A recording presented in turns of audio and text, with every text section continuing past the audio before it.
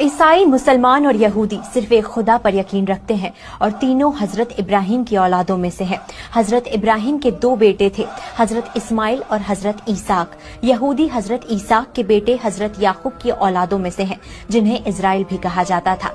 आप सभी जानते हैं कि आसमानी किताबें चार हैं: तौरात, जबूर, इंजील, कुरान। तौरात हजरत मूसा पर नाजिल हुई, जिसे यहूदी अपनी किताब तनाख मानते हैं। कुरान में तौरात का जिक्र है, लेकिन वक्त के साथ इसमें तब्दीलियां हुई, इसलिए मुसलमान आज के तौरात को मुकम्मल नहीं मानते, क्योंकि खुदा की भेजी किताब में बदलाव नहीं होता। दूसरी तरफ क्रिश्चियन हजरत ईसा, जीसस क्राइस्ट को खुदा का बेटा मानते हैं।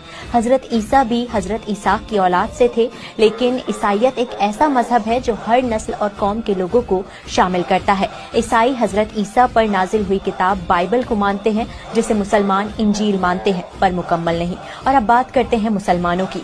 हजरत इब्राहिम के पहले बेटे हजरत इस्माइल की औलाद से अरब कबीला निकला, जो आखिरी पैगंबर मोहम्मद साहब के जरिए इस्लाम को मानने वाला मुसलमान बना, जिनकी मुकद्दस किताब कुरान है। पर असली जंग यहीं से शुरू होती है, क्योंकि तीनों मजहब किसी के आने का इंतजार कर रहे हैं। यहूदी एक ऐसे शख्स का इंतजार कर रहे हैं जो यहूदी कौम की अजमत कायम करेगा और फिलिस्तीन के बैतुल मुकद्दस यानी अल-अक्सा को टेम्पल में बदल देगा, जिस शख्स का जिक्र कुरान में है, जिसे मुसलमान दज्जाल मानते हैं। इसलिए इजराइल बैतुल मुकद्दस को शहीद नहीं करता।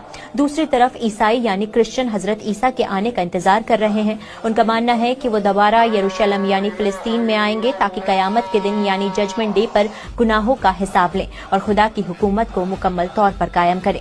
तीसरी तरफ मुसलमान भी इंतजार कर रहे हैं कि बैतुल मुकद्दस में हजरत ईसा आएंगे, पर उनके साथ हजरत मेहदी का भी ज़हूर होगा और वो दोनों दुनिया में इंसाफ कायम करेंगे और दज्जाल को खत्म कर देंगे। इसलिए अभी दुनिया में